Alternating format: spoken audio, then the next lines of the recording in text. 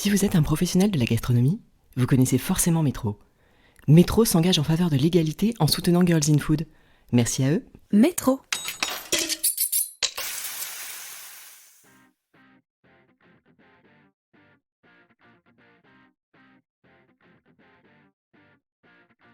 Cette semaine, nous plongeons dans le quotidien très rythmé de la chef étoilée Kelly Rangama, qui après un parcours gastronomique, s'est fait plus largement connaître du grand public lors de son passage dans l'émission Top Chef. Dans cet épisode, elle nous raconte comment cette expérience est venue bousculer durablement son existence. Depuis, elle a lancé avec son mari pâtissier le Faham, un restaurant mêlant gastronomie française et influence ultramarine, couronné d'une étoile Michelin après seulement 7 mois d'existence. De quoi bouleverser encore une fois sa vie. Et Kelly sera bientôt de retour sur nos écrans pour la saison 3 de son émission consacrée au terroir d'outre-mer. L'occasion d'élargir notre horizon dans cette période où les voyages se font rares. Si cet épisode vous plaît, je vous invite à laisser 5 étoiles et un commentaire dans l'appli Apple Podcast. Vous êtes prêts à passer à table ? Je suis Adeline Glibota et voici le portrait de Kelly Rangama dans Girls in Food. Bonjour Kelly Rangama. Bonjour. Est-ce que vous pouvez vous présenter ? Oui, je m'appelle Kelly Rangama, je suis chef de cuisine au restaurant Le Faham dans le 17e. Petit retour en arrière, quelle était la place de la cuisine dans votre famille quand vous étiez enfant ? Une grande place à La Réunion. Il faut savoir que dans les familles, on a pour tradition d'aider nos parents à cuisiner, de mettre la main à la pâte. Et dans ma famille, le dimanche, on était réquisitionnés avec mes sœurs pour préparer les épices, pour vraiment officier en tant que commis auprès de mon père, parce que le cuisinier à la maison, c'était papa. Pas de métier, mais il était cuisinier de cœur. Il avait une grande passion pour la cuisine. Et on y est toutes passées. Chacune avait un rôle bien spécifique le dimanche. Donc à La Réunion, il faut savoir que la cuisine a un rôle très très important. En tout cas chez nous. Et justement, c'était quoi le plat du dimanche dans votre famille ? Il y a eu plein de plats du dimanche. Papa adorait cuisiner. À La Réunion, c'est très multiculturel. On mange aussi bien indien, chinois, créole. Il y a plusieurs plats qui me viennent à l'esprit. Il y a le fameux rogaille saucisse, qui lui est un classique de la maison. Ouais. On a le cabri massalé, qui est une spécialité indienne de La Réunion. Un plat en particulier, je pourrais pas choisir. Ça changeait toutes les semaines. Ouais, tous les dimanches, il y avait un plat différent, évidemment. Et est-ce qu'il y avait un métier qui vous faisait rêver ? Alors, je pense que lorsqu'on est petite fille, on pense à devenir docteur, on pense à être caissière, on pense à être maîtresse. Ouais, il y avait plein de métiers, mais loin de là, devenir chef de cuisine. Très loin de là. Et votre tout premier job, qu'est-ce que ça a été ? Mon tout premier job, commis de cuisine. D'accord. Une belle entrée en matière. Alors justement, on va revenir un petit peu sur votre parcours. Donc, vous nous l'avez dit, vous êtes né à La Réunion, vous êtes venu en métropole dans le cadre de vos études, avant de bifurquer vers la cuisine. Racontez-nous justement ces débuts en cuisine. Alors, comment est-ce que vous avez trouvé ce premier job de commis ? Est-ce que c'était un choix ? Est-ce que c'était une opportunité ? Dites-nous. Alors moi je suis née dans le 91, je suis née ici. Ah ! Ouais, je suis rentrée à La Réunion, j'ai été bébé, j'avais 6 mois. Ah d'accord, j'avais pas tout faux. Et mes parents sont rentrés après 18 ans de vie commune ici. On est rentrés à La Réunion, l'école primaire, le collège, le lycée. Et à La Réunion, le 3/4 des jeunes s'en vont après avoir passé leur bac. Moi j'ai passé un bac littéraire, je suis arrivée à Paris pour faire un BTS communication des entreprises. Et en fait j'étais pas faite pour l'école, j'aimais pas l'école, j'étais pas faite pour les études, mais il fallait faire quelque chose de sa vie. Et pour ma mère, elle me voyait faire des grandes études, de longues études, et moi je me suis perdue un peu au bout de 6 mois. Après 6 mois être arrivée à Paris, je me suis un peu perdue, je savais plus quoi faire. Le BTS c'était pas mon cœur de shop, c'était pas ce que je voulais faire. Oui. Et puis je suis rentrée à La Réunion en vacances, et là il y a eu un déclic, et je le dis très souvent, je pense que c'est une transmission inconsciente de mon père pour sa passion pour la cuisine, qui m'a transmise à ce moment-là. Et là ça a été une évidence, intégrer une école de cuisine. Donc j'ai intégré Ferrandi, dans le 6e arrondissement, avec une formation accélérée avec le CAP en 1 an. puis l'entrée à l'école supérieure de cuisine française, parce que dans cette formation continue pour adultes, on a le choix, après le CAP, de partir dans des restaurants et rentrer en tant que commis, partir travailler, rentrer dans la vie active, ou continuer, rentrer à la grande école. Et la grande école, c'était côtoyer des chefs étoilés, côtoyer les meilleurs ouvriers de France, côtoyer la haute gastronomie. Ouais. Et moi, j'ai opté pour ça. Et au bout de ces 2 ans, je suis rentrée dans un restaurant traditionnel dans le 15e arrondissement, où là, on faisait plus de la quantité. C'était pas forcément de la haute gastronomie. C'était bien cuisiné, c'était bien mangé, mais c'était pas le monde des étoilés. D'accord. Donc ça, c'était mon premier poste. Ok. Et ensuite, vous êtes passé par plusieurs restaurants gastronomiques, pour le coup, jusqu'à devenir même chef. Est-ce qu'il y a une expérience, ou même plusieurs peut-être, qui ont été particulièrement marquantes pour vous ? Alors mon entrée, la toute première fois dans un restaurant pour moi, ça a été lors de mon premier stage à Bordeaux, au Saint-James, où j'ai rencontré mon mari d'ailleurs.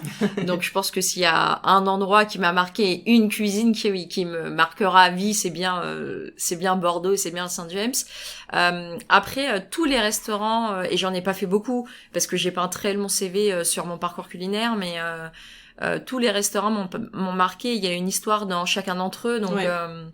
Oui, donc tout ont compté dans votre parcours. Ouais, tous les établissements que j'ai pu fréquenter ont marqué un passage de ma vie, oui. Et en fait, je voudrais juste revenir sur ce que vous nous avez dit précédemment sur la partie votre première expérience dans un restaurant. Ensuite, vous avez opté pour des restaurants gastronomiques. C'était du coup un vrai choix. C'était parce que ça faisait partie de vos objectifs. Enfin, le fait d'avoir choisi des établissements étoilés, c'était oui évidemment, c'était voulu. Le fait d'avoir rencontré Jérôme, qui lui venait de milieu étoilé, et, en discutant et en échangeant. Ça m'a donné envie et je me suis dit Kelly, quitte à choisir, qu'est-ce que tu veux, du bistronomique ou de l'étoilé, et me connaissant avec mon caractère, je me suis dit allez, l'étoilé. Ok. Vous allez nous expliquer ça. Ensuite, assez tôt finalement dans votre carrière est arrivée l'aventure Top Chef. Racontez-nous cette étape. Comment vous avez vécu cette expérience ? Qu'est-ce que ça vous a apporté ? Est-ce que c'est toujours quelque chose d'important aujourd'hui ? Enfin...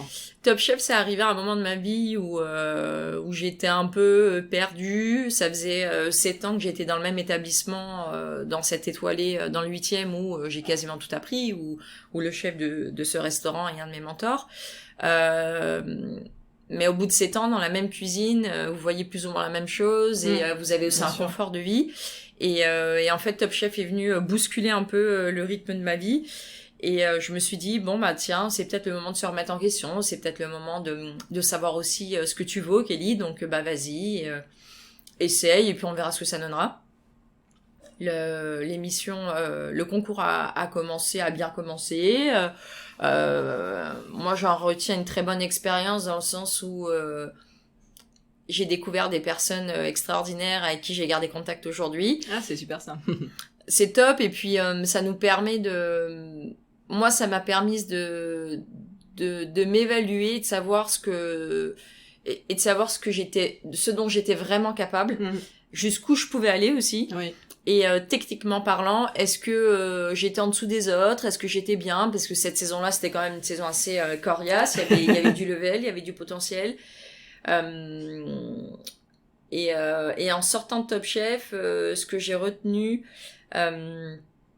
j'en suis ressortie plus grande parce que je savais où j'en étais dans ma vie, je savais de quoi j'étais capable, et je savais que c'était le moment aussi de quitter cet établissement où j'étais restée 7 ans. Donc non, j'en garde un très bon souvenir de Top Chef. Si c'était à refaire, je le referais. Bon. Donc après ces différentes expériences, vous avez créé votre propre restaurant qui s'appelle le Faham. Donc j'ai lu que c'était le nom d'une orchidée, mais est-ce que vous pouvez nous raconter l'histoire qui se cache derrière ce projet ? Oui, le Faham, c'est le nom d'une orchidée endémique de La Réunion. Pourquoi avoir choisi ce nom-là ? Tout simplement pour avoir une connexion entre Jérôme et moi. Oui, dans la vie privée, on est mariés, et dans la vie professionnelle, moi je suis chef de cuisine et Jérôme est le chef pâtissier. Et il fallait... ce restaurant, c'est pas que Kelly, c'est aussi Jérôme, et il fallait qu'on trouve un point en commun. Et ce point en commun, on l'a trouvé derrière le FAM, parce que le FAM, c'est une orchidée qui se cuisine et qui s'infuse. Donc, il se cuisine dans des glaces, dans des brioches, avec ce petit goût d'amande qui en ressort. Et dans les rhums, parce qu'à la base, le FAM, c'est une orchidée qu'on infuse dans les rhums arrangés. D'accord. Donc, c'était le juste milieu entre Jérôme et moi, ce nom-là. C'est une belle histoire. Et je suis une passionnée d'orchidées, donc voilà, c'était le point commun. Et justement, quand vous avez lancé ce restaurant tous les deux, comment est-ce que vous avez imaginé la cuisine que vous alliez faire et d'ailleurs, comment est-ce que vous définissez votre cuisine aujourd'hui On voulait un restaurant pas très grand pour pouvoir maîtriser ce qui se passe aussi bien en cuisine comme en salle, d'où le choix d'une cuisine ouverte sur la salle, voir ce qui se passe, voir comment réagissent les clients, pouvoir rebondir quand il y a un bug ou quand il y en a pas, et puis même je pense qu'aujourd'hui c'est important d'avoir des cuisines plus ou moins ouvertes sur la salle où on a accès à la lumière du jour aussi. C'est important. C'est vrai qu'on le dit pas assez. Trop longtemps les cuisines étaient en sous-sol et le sont encore aujourd'hui dans les gros établissements, les gros palaces. Et je trouve ça frustrant, moi, on est quand même en 2020, pas voir une seule fois, enfin on fait des heures de dingue, et ne pas voir la lumière du jour une seule fois dans la journée. En hiver, on arrive le matin, il est 7h30, 8h, il fait nuit, on s'en va le soir, il est 17, 18h, pour ceux qui font de la continue, il fait nuit, et pour ceux qui sont censés être en coupure et qui ne coupent pas, c'est encore pire. Donc c'est pour toutes ces raisons c'est sur toutes ces raisons qu'on a construit le FAM. D'accord. Sur tous ces critères, pardon. Ok.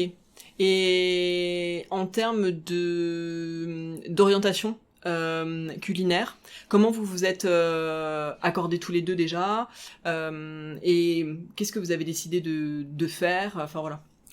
Jérôme a une grosse attache pour les Antilles. Sa maman y vit depuis plus de 20 ans. Il y a vécu 2 ans. Donc déjà, on avait un autre point en commun, les dom-toms. Donc là-dessus, on n'a pas eu de mal à trouver un point commun. On a construit la cuisine du FAM sur une influence ultramarine. On voulait travailler les bases de la cuisine française, les bases de la gastronomie française, de par son parcours et par le mien. On voulait créer un restaurant qui soit différent de ce qu'on peut trouver sur le marché aujourd'hui, tout en travaillant les produits de saison, mais en ramenant toujours une influence, un produit, une touche qui vient des îles, qui vient des cailloux, et faire découvrir à la clientèle parisienne et autres ces produits d'ailleurs dont on n'a pas l'habitude et des produits qu'ils ne connaissent pas, et surtout rééduquer un petit peu le palais des gens entre manger épicé, manger relevé. On confond des fois un petit peu tout. C'est vrai, oui. Et on met tout dans le même sac. Et on a voulu avec Jérôme éclaircir un peu ce sujet-là, et on a voulu mettre en lumière surtout nos dom-toms. Votre restaurant a été couronné d'une étoile au guide Michelin 1 an après son ouverture, enfin ce qui est un exploit. 7 mois après. 7 mois, enfin dans l'année qui a suivi, voilà, son ouverture. Non mais c'est vraiment, c'est un exploit. Est-ce que dès l'ouverture vous aviez, est-ce que vous aviez cet objectif ou, comment vous avez vécu cette récompense?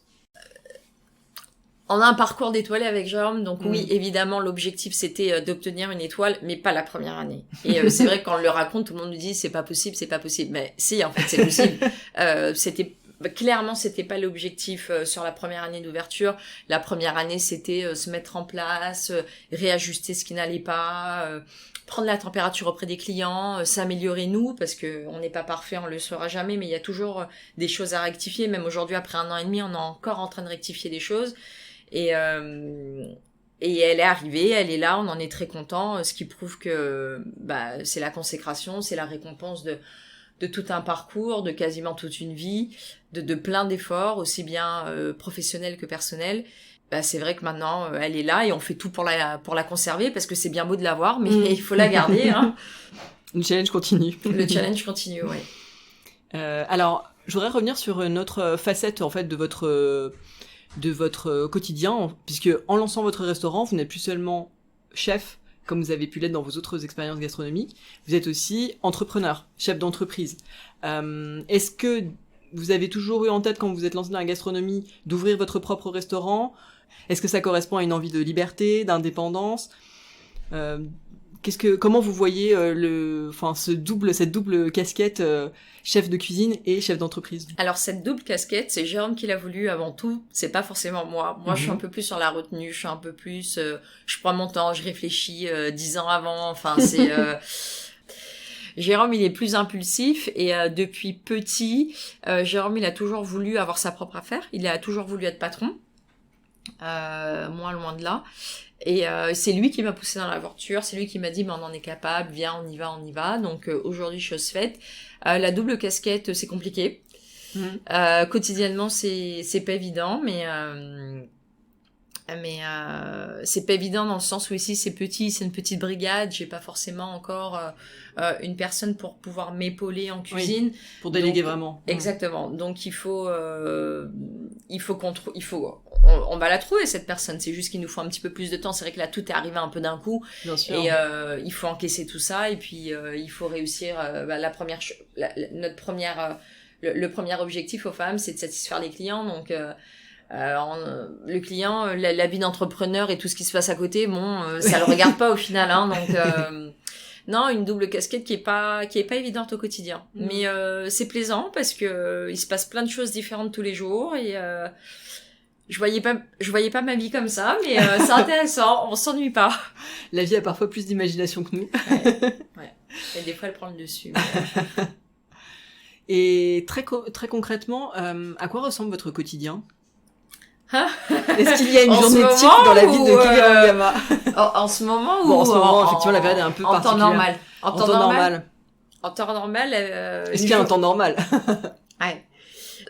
Une journée classique, c'est un réveil à 7h30, la douche, un thé et je grignote toujours quelque chose. Ensuite, hop, scooter, on arrive au resto. Et là, il est 8h15 et de 8h15 à généralement 1h du matin, on est au resto. D'accord. Voilà. C'est le rythme de notre vie depuis l'annonce de l'étoile au mois de janvier. Voilà. Enfin, là, le rythme... Après, c'est chez nous, c'est notre bébé, donc on y prend du bon temps. Mais après, des fois, il faut aussi savoir couper et savoir s'en aller. Ouais, ça, c'est pas facile. Ça, c'est pas évident. C'est plus compliqué pour Jérôme Jérôme, il adore passer du temps ici pour être là tous les jours, tous les dimanches, tout. Il y a pas de souci. Moi, j'ai besoin de couper, en fait. J'ai besoin de rentrer, à un moment dans la journée, il faut enfin, pas forcément dans la journée, parce qu'il y a tellement de mise en place à taper et que ça roule, quoi. Il y a du monde le midi, il y a du monde le soir, donc on est content, on va pas se plaindre. Mais, c'est vrai que moi, le week-end, il faut que j'ai 2 jours consécutifs où, limite, je ne reviens pas au restaurant parce que j'ai besoin, en fait, de couper dans ma tête psychologiquement. Parce que la cuisine, on pourrait croire qu'en fait, c'est juste mettre du beurre dans une poêle et mettre un bout de viande et retourner des Saint-Jacques et... Bah non, en fait, c'est pas ça la cuisine. La cuisine, c'est plus compliqué.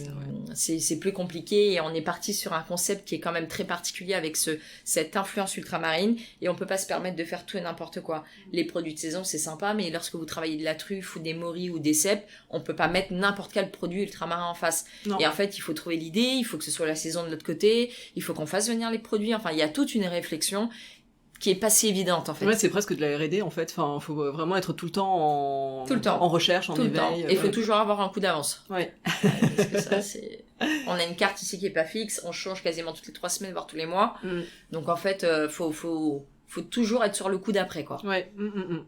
Je comprends mieux. Vous avez en plus une autre activité à la télé. Vous allez peut-être pouvoir nous parler, puisque vous animez des émissions consacrées à la gastronomie et notamment au terroir d'outre-mer. Est-ce que vous pouvez nous en parler? Alors, cette émission culinaire, on a fait 2 saisons où on a sillonné tous les dom-toms pendant 1 an et demi. Avant l'ouverture du restaurant, c'était le projet que les deux ne tournent pas en même temps. L'arrivée du restaurant est arrivée quelques mois après le tournage de la dernière émission de Voyage et Délices. Donc tout s'est plutôt bien goupillé. Le restaurant a commencé à tourner en juin 2019. L'année s'est passée, l'étoile est tombée et il y avait un projet de saison 3. Je dis bien un projet, et puis un projet qui s'est au final concrétisé. On a commencé les tournages la semaine dernière. C'est tout frais. Voilà, c'est tout frais. Cumuler les deux, c'est chaud, comme on dit en cuisine. C'est chaud, c'est tendu, mais c'est deux corps de métier parce que être chef, être animatrice, pour moi, c'est même si on est dans le milieu de la gastronomie et qu'on part à la découverte de terroirs d'Hommes-Thomiens, ça reste le milieu de la gastronomie, mais c'est deux métiers bien à part. Et deux métiers où je m'épanouis. Ouais. Et je pense qu'aujourd'hui, l'un ne pourrait pas fonctionner sans l'autre. Mm-hmm. C'est un planning assez chargé, mais on s'en sort, on s'organise. On a une bonne équipe derrière qui prend la relève quand il y a besoin. Ouais. Et voilà, c'est une saison 3 qui va être super. Mais voilà, on va dire que la situation le permet aussi. Cette situation Covid permet également tous ces tournages. Donc, ouais, bien sûr, parce que forcément, le restaurant ne tourne pas comme à son habitude. Tout à fait. Je voudrais juste revenir sur le terroir, et donc les terroirs ultramarins. Si vous pouviez nous donner 1 ou 2 ingrédients phares qui seraient représentatifs du goût de la Réunion, qu'est-ce que ce serait ? Il y en a tellement. Vos chouchous alors. Ah ouais, alors je dirais le curcuma, le kombava. Et après, c'est pas une épice, c'est plus une herbe. Si je pouvais en mettre dans tous les plats, je le mettrais. C'est la coriandre qu'on appelle chez nous le kotomili. Voilà. On est très fan de coriandre avec Jérôme. Malheureusement, on peut pas en mettre partout. Tout le monde n'aime pas ça, donc voilà. Mais la coriandre, ouais. Est-ce qu'il y a d'autres projets dont vous souhaiteriez nous parler Alors, il y a beaucoup de projets pour 2021, oui. Dont un magnifique, mais dont on peut pas encore... top secret. Ouais, qui reste encore un peu... qu'on doit garder un peu au chaud. Encore quelques temps, mais voilà, c'est pour le début de l'année prochaine. Ouais, tout à fait. C'est pour le début de l'année prochaine, et puis quelques petits projets à côté qui vont pas tarder à arriver et qui sont assez croustillants. Ah, ok.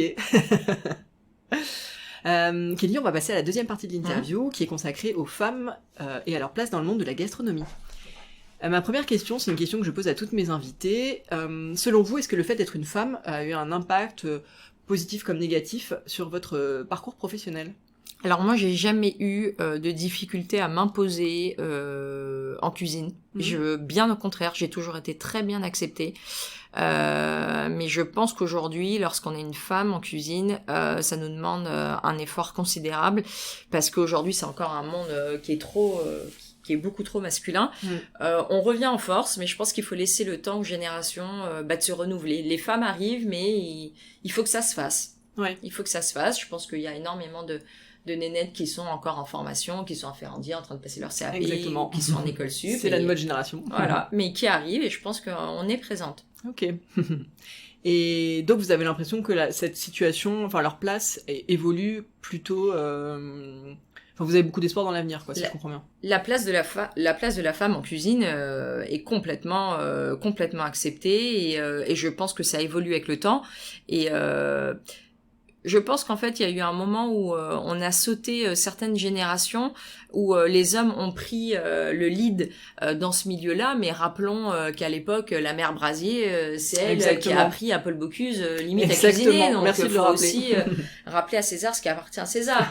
Et je pense que les générations se sont passées, les hommes ont pris leur place en cuisine, les hommes ont dominé le monde de la cuisine, et je pense qu'il va y avoir, et j'espère, dans quelques années, il va y avoir un retournement de situation, et tout va s'inverser, on l'espère. Et vous montrez la voie. On est quelques femmes aujourd'hui à montrer la voie, ouais. Est-ce que vous auriez un conseil à donner à une femme qui nous écoute et qui voudrait marcher sur vos traces ? Je pense qu'il faut croire en ses capacités, il faut être motivé, il faut avoir de la niaque, parce que dans ce milieu-là, si on l'a pas, cette niaque, ça fonctionne pas. Et puis, une chose qui est primordiale, c'est la passion. Si on n'aime pas ça, faut pas se lancer là-dedans. Vraiment pas. C'est des métiers où on passe tellement d'heures, on passe tellement de temps, on fait passer sa vie personnelle au second plan. Et je le dis bien parce que c'est notre cas. Il faut vivre de cette passion pour pouvoir en faire son métier. Et faut pas se sentir forcé pour se lancer là-dedans. Sinon, ça fonctionne pas. Mais c'est comme tous les métiers de service, j'ai envie de dire. C'est si on n'aime pas ça, faut pas le faire. Non, je pense motivation. Si j'ai 3 mots à dire, c'est motivation, niaque et passion. Pour finir sur ce sujet, est-ce qu'il y a des femmes qui ont particulièrement compté dans votre parcours ? Alors j'ai pas de figure professionnelle qui me vient à l'esprit, mais je nomme toujours la même personne, c'est ma mère. C'est elle qui m'a toujours soutenue. Elle fait preuve de courage je pense qu'il y en a pas deux comme elle. Je prends exemple sur elle aujourd'hui. Des fois le matin c'est compliqué, c'est dur pour se lever, et puis je pense à elle et je me dis ouais, elle est toute seule à l'autre bout du monde là-bas, 11 000 kilomètres. Mais elle est là, après tout ce qu'on a pu, on a subi plusieurs choses, nous, dans notre vie personnelle, et elle est encore là, non, c'est une femme courageuse, et je pense que la femme sur qui on doit prendre exemple aujourd'hui, en tout cas je parle pour moi, sur qui je dois prendre exemple, c'est bien ma mère. C'est une belle déclaration. Kelly, on va passer à la dernière partie de l'interview, le questionnaire Girls in Food, donc des questions pour mieux vous connaître. Est-ce que vous avez un coup de cœur food récent, ou en tout cas le dernier en date, que vous pourriez partager avec nous? Alors je n'en ai pas, car on est quand même dans une crise sanitaire depuis quasiment 6 mois, donc si vous voulez, les restaurants, on n'a pas eu le temps d'en faire plus que ça. Si un plat devait résumer votre enfance? Je dirais les sarsives. Les sarsives, c'est un plat que mon père nous faisait à mes sœurs et à ma mère depuis étant petite. C'est un plat qui est typiquement d'origine asiatique à La Réunion. À La Réunion, c'est multiculturel, donc on cuisine aussi bien chinois, créole, indien. Et mon père s'est pris de passion pour cette entrée-là. Donc c'est une échine de porc qui est marinée d'une sauce sucrée-salée. Et il y a un mode de cuisson bien particulier dans ces fours chinois. Donc c'est des fours qui cuisent au charbon ou au feu de bois. Et mon père s'était acheté le four sur pied, il a cherché la recette, il l'a mise au point, et cette recette a été mise en place au restaurant. Ah. Ouais. À l'ouverture du restaurant, on a mis en place cette entrée, et ça a été un gros clin d'œil à mon papa, et je pense que c'est la recette qui aura marqué toute notre enfance, mais aussi bien la mienne que l'enfance de mes sœurs.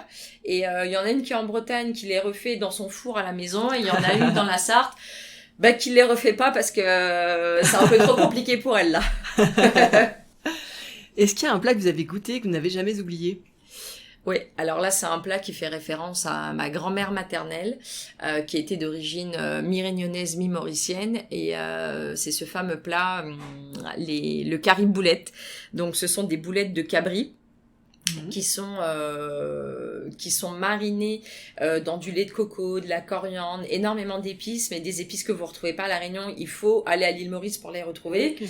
Et c'est un mélange de saveurs, en fait. Il y a des connexions qui se passent quand vous mangez ce plat-là, et c'est un plat que je me permettrai jamais de refaire, parce que c'est un plat que seules mes tantes et ma mère réussissent à refaire. Et c'est un plat qui leur vient de leur maman, et je pense que c'est un des plats qui a marqué mon enfance et que j'oublierai jamais. Et que j'ai l'occasion de manger une fois par an, quand j'entre. Vous devez en savourer chaque bouchée. C'est ça. Est-ce qu'il y a un aliment que vous détestez? Ouais, l'anis. Je déteste ça. Est-ce qu'il y a un produit que vous avez toujours au frigo ou dans votre cuisine chez vous? Alors, c'est pas une épice. J'ai toujours de la compote de pommes dans le frigo, mais au frigo. Non, ou dans la cuisine. Enfin, dans la cuisine en général. Un ingrédient dans lequel vous pouvez pas vivre, quoi. J'ai toujours un kombaba. J'en ai toujours un au congélateur, parce que pourquoi au congélateur? C'est préférable pour le zester. Okay. On obtient de magnifiques zestes en congelant le kombaba. Donc il y a toujours un kombaba et des feuilles de kombaba au congélateur. Merci pour cette astuce. Quelle est votre recette fétiche, celle que vous faites tout le temps à la maison? Si ça vous arrive de cuisiner. Oui, ça nous arrive de cuisiner, bien sûr. Alors, je vous cache pas une bonne assiette de pâtes à la sauce tomate faite maison, ça c'est, mais ça c'est plus Jérôme qui prépare ça. Ça c'est son plat favori. Je pense que c'est un de ses plats préférés. Je dirais un poulet rôti, pommes de terre sautées à l'ail. Et justement, quand vous êtes en cuisine, c'est quoi la bande son qui passe? Est-ce que vous écoutez de la musique? Est-ce que vous écoutez la radio? Est-ce que vous travaillez en silence? Enfin, qu'est-ce qui se passe? Alors, il y a 2 modes de travail. Il y a le mode de travail au restaurant où il y a toujours la playlist. Le samedi, c'est ma journée parce que c'est le dernier jour de la semaine. On met ma playlist, donc là il y a tout, de la musique populaire, de la musique un peu plus, on va dire commerciale, même si j'aime pas le dire. Il y a un petit peu de tout. Il y a beaucoup de sons évidemment des îles, de chez moi. Mais à la maison, si on cuisine, Jérôme et moi, il y a pas de... Il y a un fond sonore. Et si on reçoit, on est à fond avec les invités. Donc voilà. Quel serait le resto de votre vie ? Le resto de ma vie, pour l'instant, parce que je les ai pas tous faits, hein, je dirais l'assiette champenoise chez Monsieur l'Allemand. C'était un moment... c'était une grosse claque. De par sa cuisine, mais par le service et tout ce qui va avec. C'était génial. Pour l'instant, c'est le resto de ma vie, là, en 2020. Et un restaurant que vous donneriez cher pour tester ? Il y en a plein, mais j'en ai 2 en tête. La Marine et la Grenouillère. Bon choix. Dernière question de cette interview, Kelly. Quelle femme souhaiteriez-vous entendre dans un prochain épisode ? Je passerai sans doute le relais à Stéphanie Lequelec, qui est un modèle pour nous toutes. Le fait d'avoir quitté le Prince de Galles et d'avoir ouvert son propre établissement sans associé, seul, et d'avoir récupéré ces 2 étoiles d'un coup. Je pense que ouais, ça pourrait être la femme qui pourrait prendre le relais derrière. Un grand merci Kelly Rangama. Merci à vous. À bientôt. À bientôt. Un grand merci à Kelly Rangama pour sa participation à Girls in Food. Si ce podcast vous plaît et que vous souhaitez le partager avec le plus grand nombre, rien de plus simple, mettez-lui 5 étoiles et laissez un commentaire dans l'appli Apple Podcast. J'attends vos réactions sur Instagram, ainsi que vos suggestions d'invités. À bientôt pour une nouvelle interview de femmes inspirantes.